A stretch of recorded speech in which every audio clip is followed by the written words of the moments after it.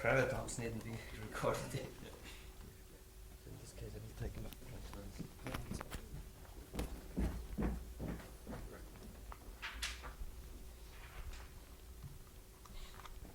Right.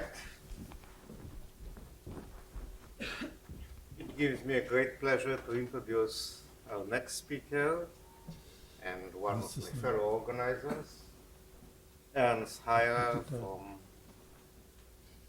University of Geneva,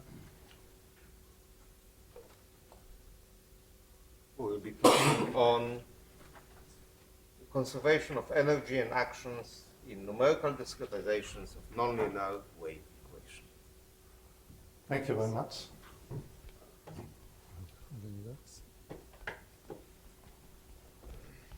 Yeah, thank you very much for giving me the opportunity to present these results and to continue the work which was presented by Christian just now. The history of this is the following. So about 15 years ago, or even more, one started to understand rigorously the conservation of total energy in Hamiltonian systems when you use symplectic integration methods. And this was done with so-called backward error analysis. There one could prove that on very long time scales, exponentially long times in 1 over the step size, the energy is well conserved if you use a symplectic integrator.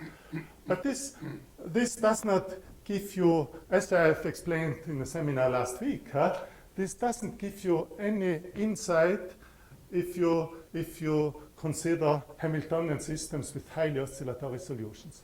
Because exponentially long, very long time integration means that it is long not in exponential to 1 over h, but exponential to 1 over h times omega.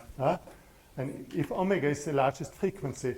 So these results, this classical backward error analysis gives you results only on intervals of length 1.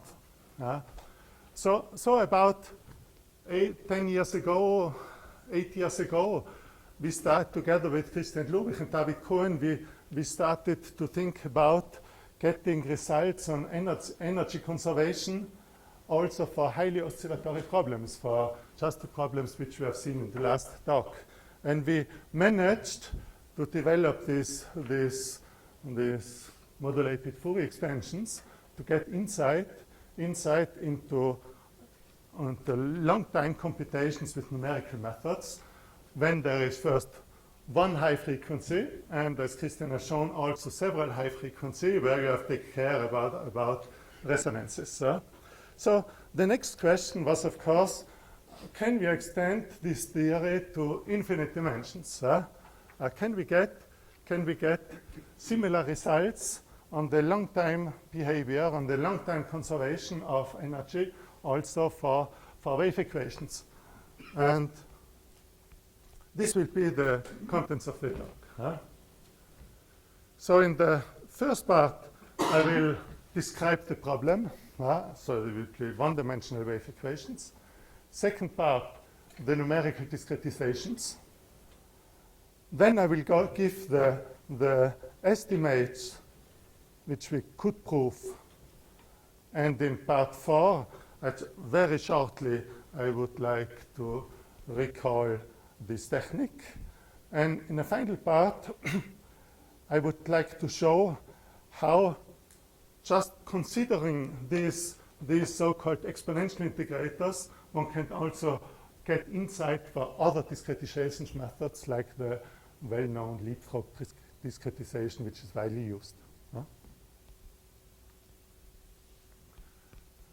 So this is the problem I consider.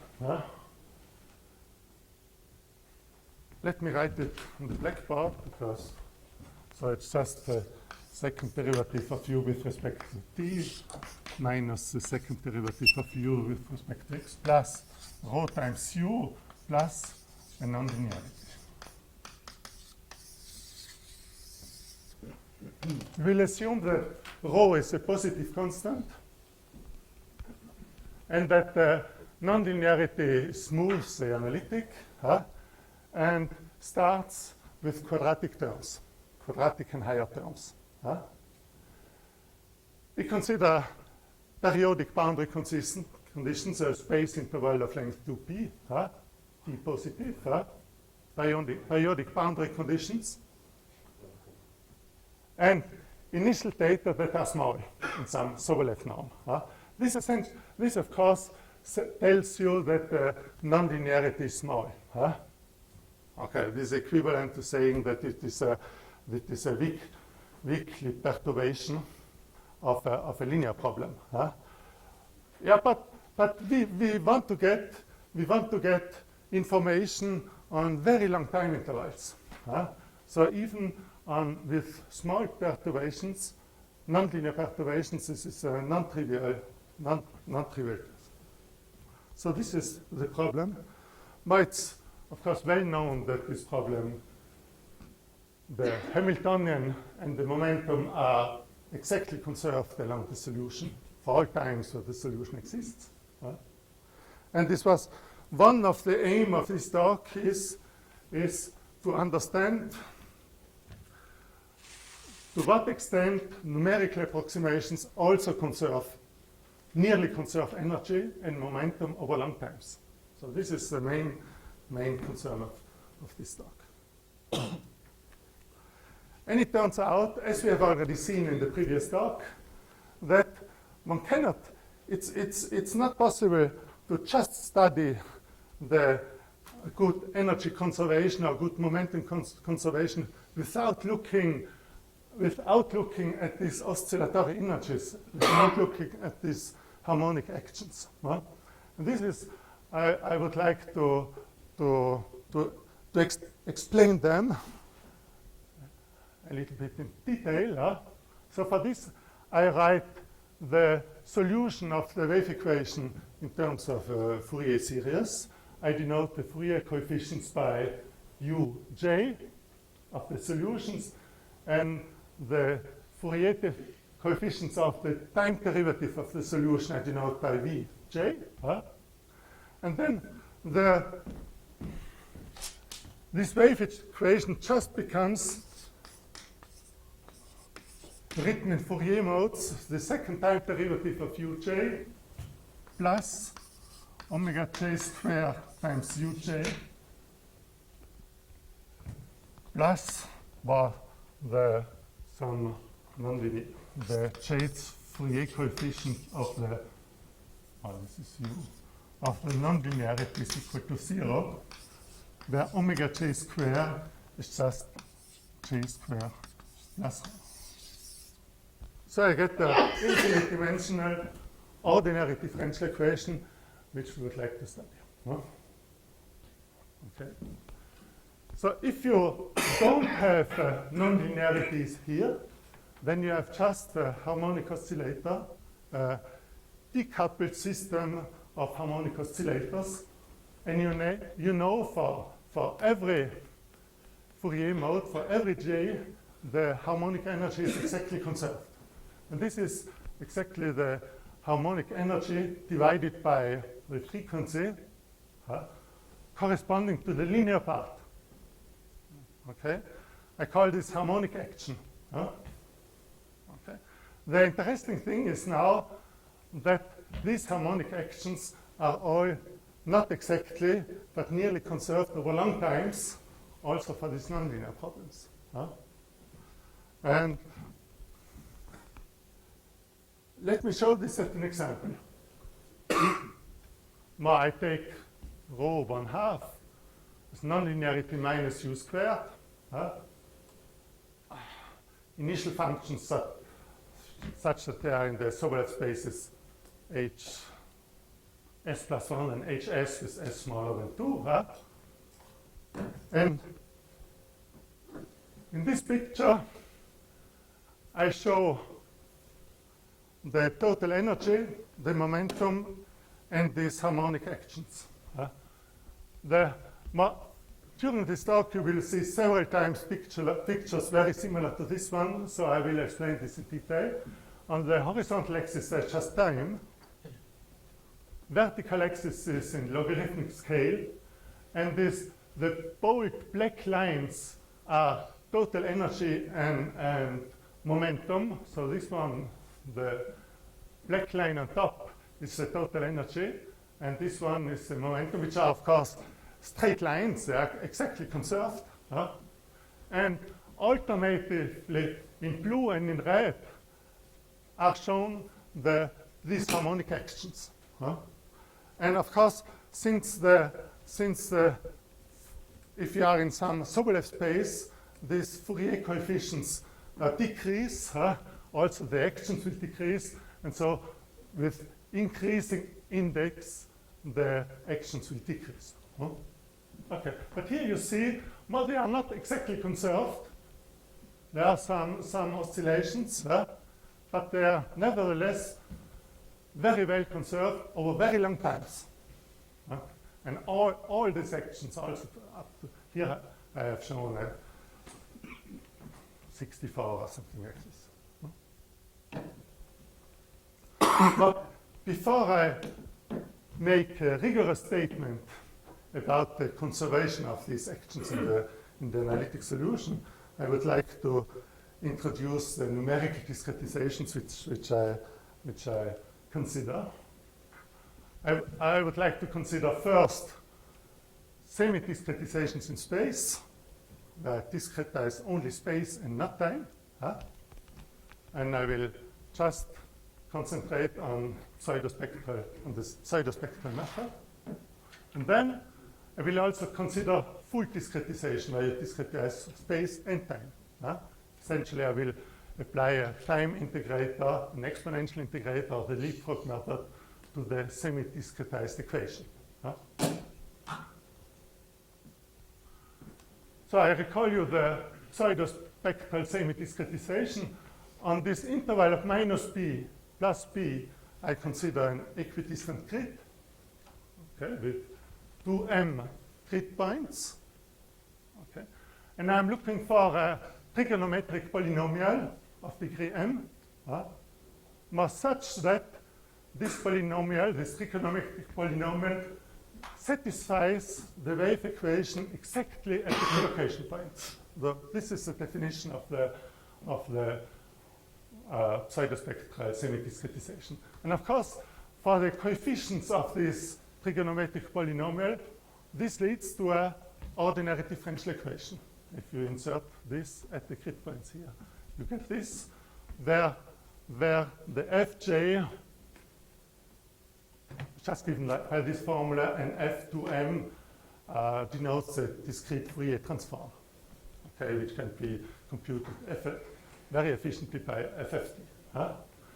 So in this way, you get a finite dimensional ordinary differential equation where the solution approximates in some sense the solution of this wave equation.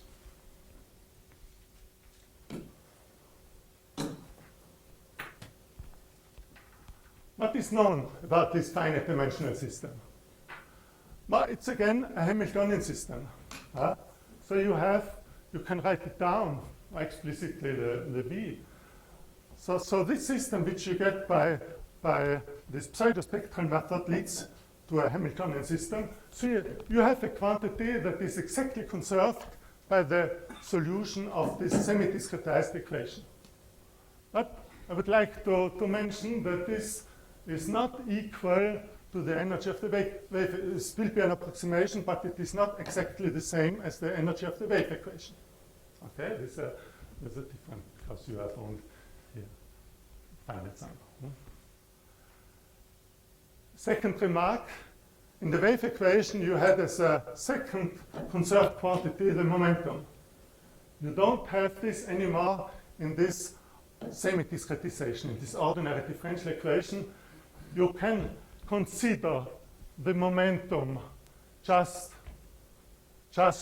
by taking this trigonometric polynomial and you can consider the momentum, which is defined for functions of x, at the solution of the semi-discretized equation, you get a certain expression, but this is no longer an exact invariant. So it's again interesting to study, will this remain constant over long times and close to the momentum of the wave equation. And of course, we can still consider the harmonic actions for j equal to 0 to m. This way.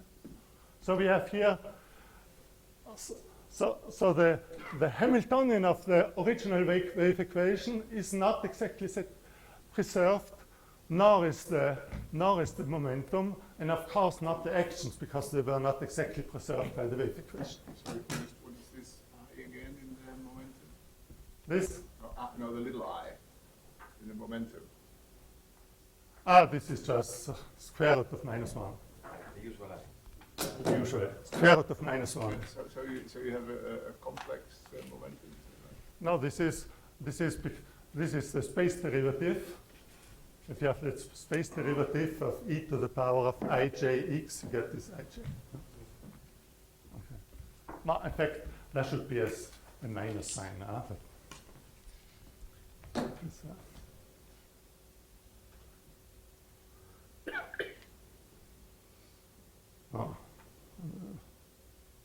Yeah. So we have this ordinary differential equation which comes from this semi-discretization in space. So first thing to do, I use a standard integrator and solve this ordinary differential equation. So I have taken a code doctrine 5, which is based on an explicit Runge-Kutta method, which is sophisticated code, which with step size strategy, variable step sizes, and so on. So there you can give the tolerances, the accuracy that you want. So an absolute accuracy 10 to -5 and relative accuracy 10 to -4. And with this condition, I apply the code to this semi-discretized wave equation, where I have in the dimension 2 to the power of 7. And what I get is the following. Look first to the left. Here, over a small interval of time from 0 to 1, of course, the Hamiltonian and the momentum are well conserved. On a small time interval, you have a certain accuracy, and every conserved quantity will also nearly be well conserved on small time intervals. But what happens here? The actions that correspond to the high frequencies, they are not at all conserved. Even on extreme, already on the first step, even very in the beginning, they increase rapidly from 10 to -14 to, on the interval from 0 to 1 up to 10 to -7. And what is the reason of this?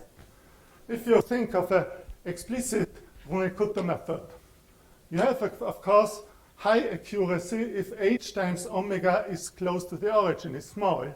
Then you have high accuracy because it approximates the solution by a Taylor series. But when h times omega is large, then a polynomial will give a bad approximation to this sinus, to the exponential. And a standard code will work in this case. So here these actions are very small, much below the accuracy that you require. So they will not influence the accuracy, the error estimates in the code. So, because they are so small, they cannot be seen in the code, in the error estimate. So these high frequencies only guarantee, so the step size control in the code only guarantees that h times the high frequencies remains in the stability region, so that the solution, numerical solution, does not explode. So this means, but this is perfectly understandable, that applying a standard Runge-Kutta code or multi-step code or whatever you want to the semi-discretized equation, you will have this behavior. These actions corresponding to the high frequencies will not at all remain constant. We have a huge error. Those two low frequencies, they are well conserved. But now, if you are interested in long-time integrations from 0 to 550, well, this is even not yet very long, huh? And what you observe here, the energy is no longer conserved, the momentum is no longer conserved, and well, the first actions are rather well conserved, but you get a completely wrong behavior. Huh? So this numerical solution is not acceptable. Huh? So one has to take care. One has to take care when one uses a standard code for solving ordinary differential equations and apply it to the semi-discretization of the wave equation. And if you integrate over a long time, you usually have a very bad energy conservation and momentum conservation. I mean, would you get smaller and smaller time steps as you proceed in the integration here? Because these high frequency modes gain energy and you would have to control the error in those, and is that what happens? Your error control, I mean the step size control. No, well, you have the high frequency. Huh? But this very small amplitude initially, right? Initially they're very small amplitude. Yeah, but they increase in amplitude, right? They gain energy. So they increase until 10 to minus 5, essentially. Even more, even much more than. Yeah. So they get enormous energy. So, well, this I have not checked. I don't think so, but I could check it. You think that even, but the step size is taken such that, of course, step size times highest frequency is inside the stability region. Oh, I see.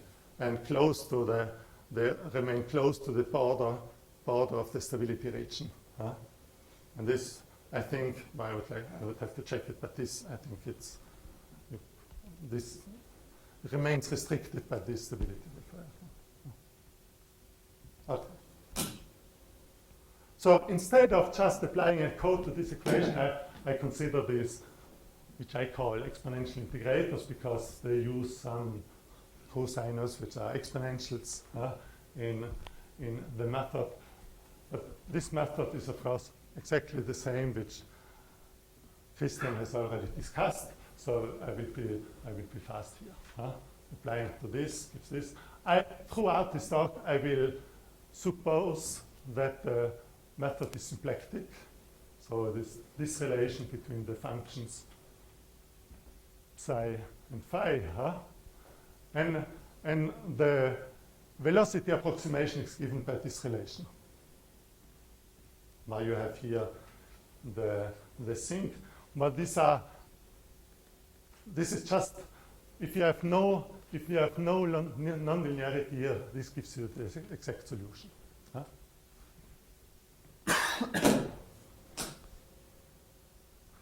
So the question is now to study the long-term behavior of the wave equation, of the pseudospectral semi-discretization, and of the full discretization.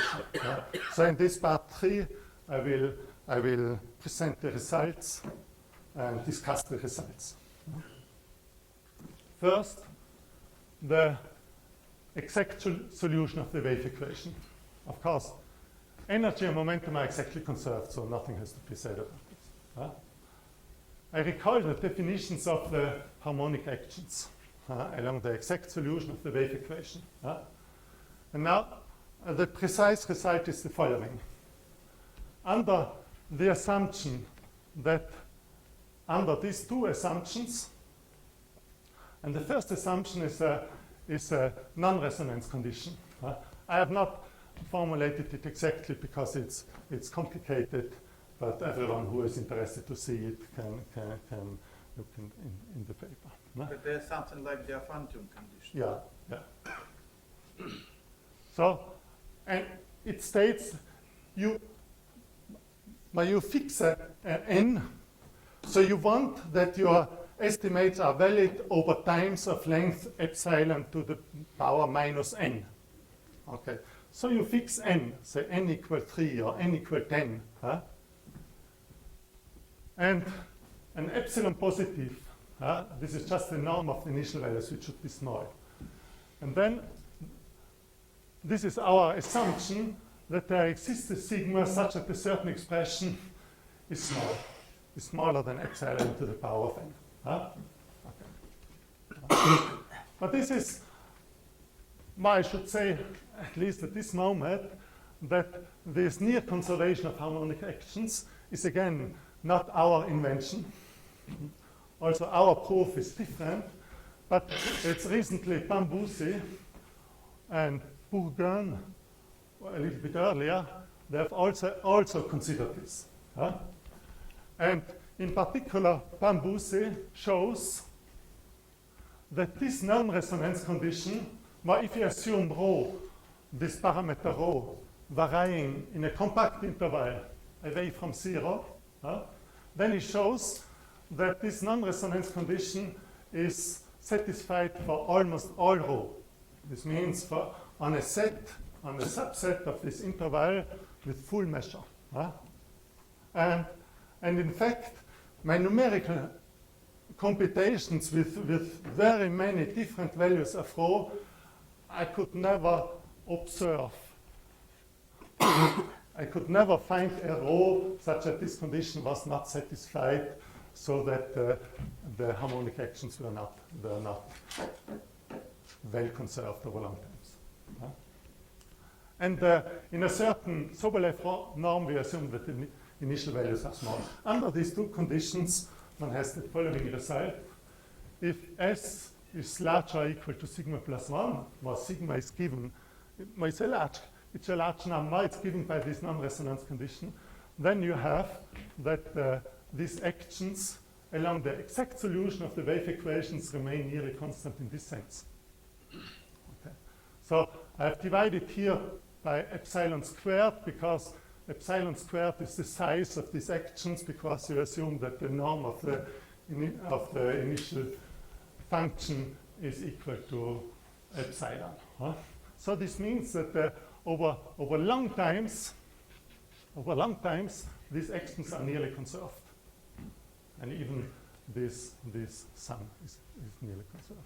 So this result is closely related to results of Bambusi and Bourgogne. But our aim is to prove similar results for the numerical approximations and not for the analytical solution. I would like to mention that this IL, this harmonic action, well, this is essentially the same as this norm here. So this result immediately implies spatial regularity over long time of the solution. So in the same Sobolev norm, where the initial values are small, you have smallness of the solution in this norm for long times. But here I would just like to illustrate that the assumption on small initial values is essential. I have the problem which I've considered before. I have taken epsilon equals 0.1. Here everything is well conserved. If you increase it to this value, then here you see already huge oscillations, and if you increase even more, then you have blow up. So but even for small time, you see that, yes? Even in the case of epsilon being not very small, even for very small time, you see problems. Yeah. If you take 0.0365, then it already very beginning you have an explosion. Right? Yeah. It's just exactly the limit. Already for this value it explodes here. I wanted to find a value where it explodes, something like this, but I couldn't find it. Well, here are the results now for the pseudospectral semi-discretization. And exactly under the same conditions as for the analytical solution. And this is not surprising because the structure of this equation for the wave equation and for the semi-discretized wave equation is very, very similar. This part is exactly the same. So under the same assumption as for theorem A, yeah, you have again near conservation of the harmonic actions. Now these are the actions along the exact solution of the semi-discretized wave equation. So you have the same result. This implies again that these trigonometric polynomials have the space regularity over long times and remain small. And in addition, you can prove that for the Hamiltonian, so this is the Hamiltonian not of the semi-discretized equation, which is exactly conserved, but the Hamiltonian of the original wave equation, it's also nearly conserved over extremely long times.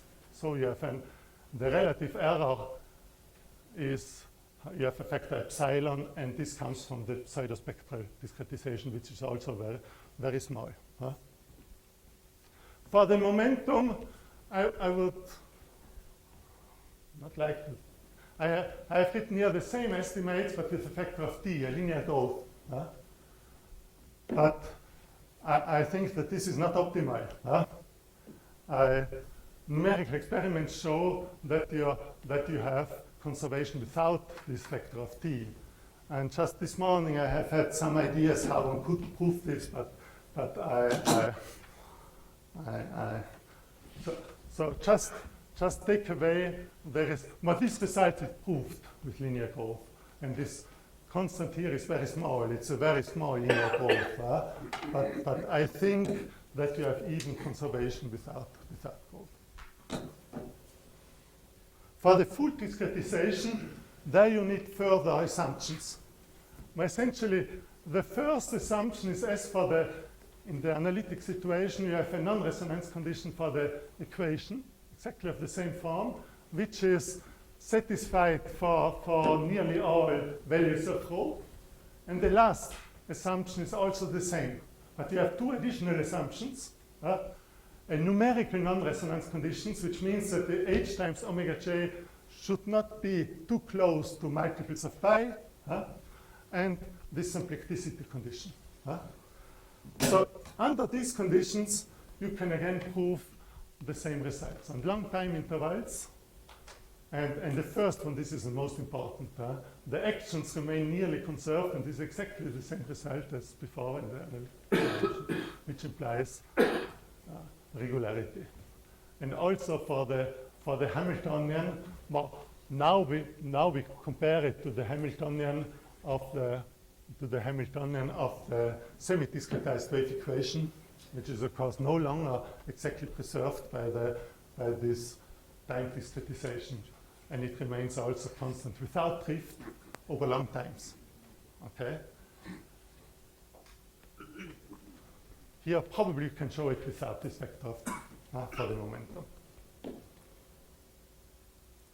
Like here, so in this case you have four assumptions. The first and the fourth are similar to that for the analytic solution. The third was a symplecticity assumption, but the second was a numerical resonance, which says that h times omega should not be close to multiples of pi. And here we'll illustrate that if h times omega is close to multiple of pi, do you have difficulties? I have chosen for our problem the step size in such a way that h times omega 4, the fourth Fourier mode, is exactly equal to pi. And then you see that exactly the fourth, the harmonic action, which corresponds to this frequency, and only this one, there you have an error that it's increasing, and it becomes so large that also you can see an error in the energy. But of course, look here, but these are integration over extremely long times. Integration over time until 20,000. So you have integrate over extremely long times to see this error in the Hamiltonian. But of course, this shows that you have to make these assumptions these numerical non-resonance assumptions. Well, this, well, probably I should skip this part on this modulated Fourier expansion. This is exactly the same as Christian has shown. For theorem A, I write the solution of the wave equation in this form. K times omega is just, well, instead of finitely many, you have infinitely many, but you have to truncate, so only a finite number of these indices is non-zero. For semi-discrete wave equation, you always make an ansatz of the same type, you insert it in the equations, compare, and so on. You find this, I will skip this. You prove that these functions exist, then you find a Hamiltonian structure in this huge system. You prove that these formal invariants are close to actions, energy, or momentum, and then you patch them together. This is essentially the same ideas. It's only much more difficult because here you have to work in infinite dimensional ways. You have to choose carefully the norm. And you have to take care that you don't lose regularity in space when you make these estimates. So it's much more technical, as in the case where you have really finite dimension. Even in the case of the semi-discretized equation where you have a finite dimensional ODE, you have to take care because you want to have estimates that are independent of this m, of this degree of this trigonometric polynomial. But the last 5 minutes, I would like to make some few remarks on the leapfrog method, which is the most natural discretization of a second-order differential equation. You just replace the second derivative by a finite difference, and you define the velocity also by a finite difference. This is my leapfrog method, which is much used. And the previous theory was for these exponential integrators, and it was very natural to consider exponential integrators in our analysis because for these exponential integrators, the e to the power of omega t is exactly integrated by the method. Therefore, it makes sense to make this ansatz of modulated Fourier expansion where you separate these oscillating parts e to the power of I omega t with something that is smooth, with derivatives bounded independently of omegas. No? But the interesting thing is that if you apply this leapfrog method to our equation, say to this or to the semi-discretized wave equation, then you just get this relation. And this method can be interpreted as an exponential integrator. If you say, if you put this term to the left-hand side, take it together with this one and compare it with this term here, then you see if you define omega tilde by this relation, then these two terms exactly give you this 2 cosinus times q. But then you have another thing. Here you have this sink, which you didn't have here in the Sturmer method. But you just consider new variables. You just multiply both equations by this sink function. And in the new variables, the Sturmer-Vallée or leapfrog method exactly becomes an exponential integrator with changed omegas, changed frequencies, and where this function psi is equal to sinc and phi is equal to 1. So it's a symplectic integrator. Okay? And now we can apply our results to these situations for these variables tilde and try to reinterpret it in the original variables. And we get the following result. Well, yeah, of course, the analytical non-resonance conditions has now to be satisfied for the omega tildes.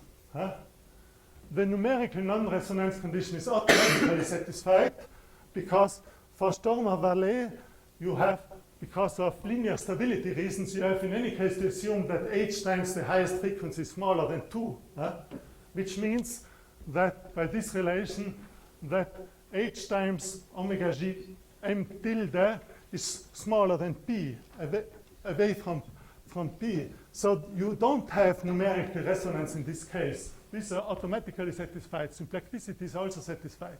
So only under the analytical non-resonance condition and under the smallness of initial data, you get this result for the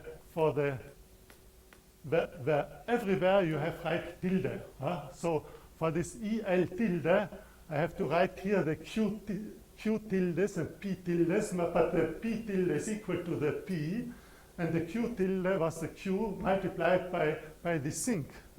So this here for the Sturmer-Weyl of the leapfrog method, you get something that is nearly conserved over very long times, but it is not exactly the harmonic action.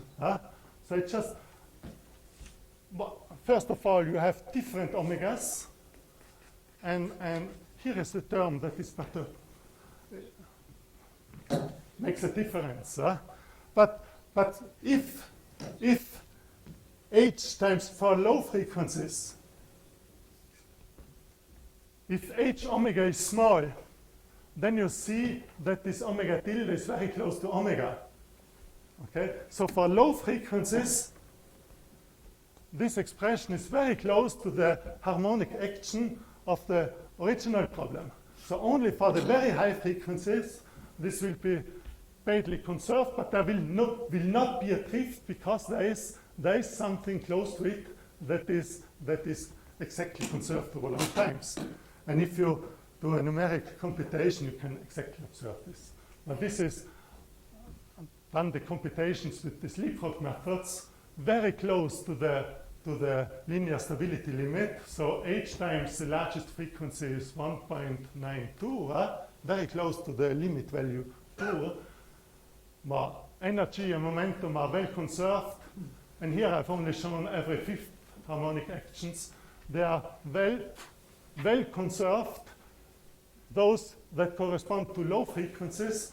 For those who correspond to high frequencies, the relative error is very large.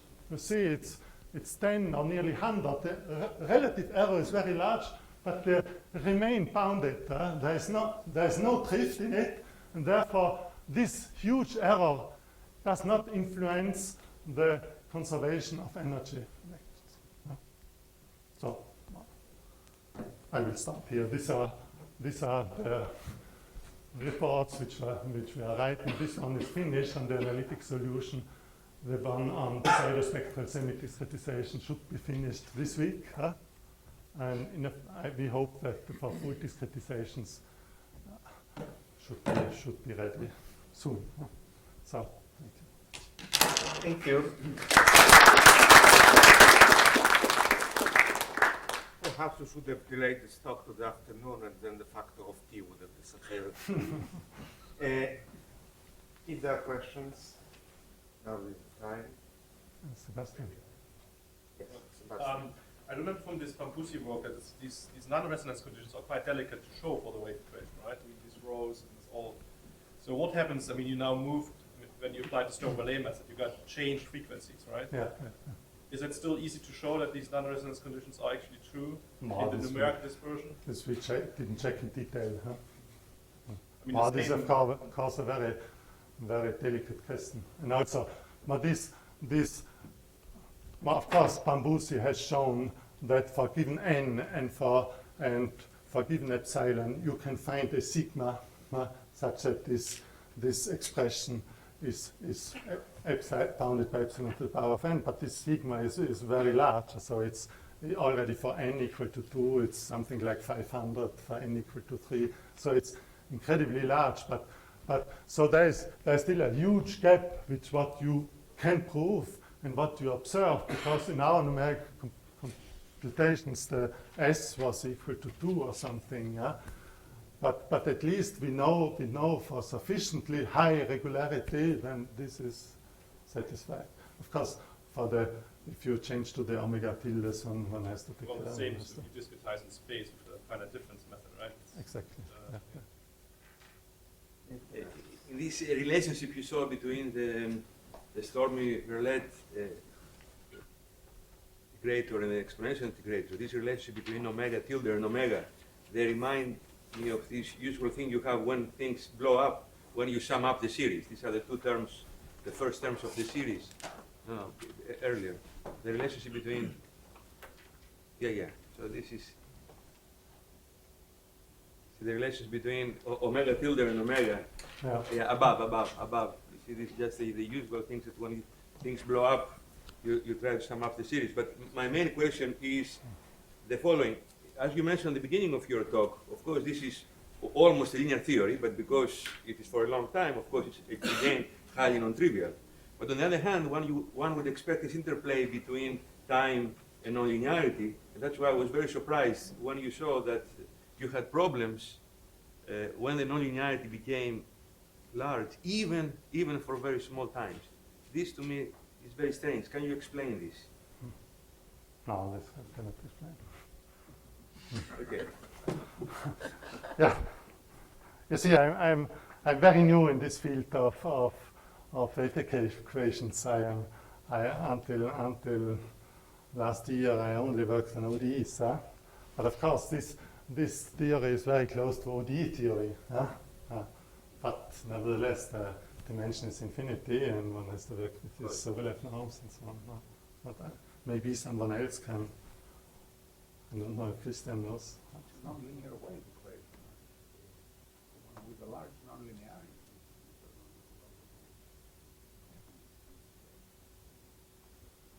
Okay, let's move to the last question. Otherwise, we're running behind. Spatial regularity estimate that you show, a priori estimates, is basically a consequence that could be obtained also with standard energy methodology, right? But of course, it gives you more insight because sort of in your case, it's a consequence of action sort of preservation, right? But I didn't get it. Why in that estimate sort of nonlinearity is not ended in any way? Basically, you have epsilon there and you have c only. You have epsilon and? You have epsilon and constant c. Maybe the constant c is somehow related to the bound on your function g, which enters your. Of course, of course. But g is assumed to start only with quadratic terms, and of course this will depend on these bounds on derivatives of g, this constant c. This will depend on also on this truncation index n, but it's independent of m, independent of course, epsilon and step size h. Okay, let us thank Ernst again.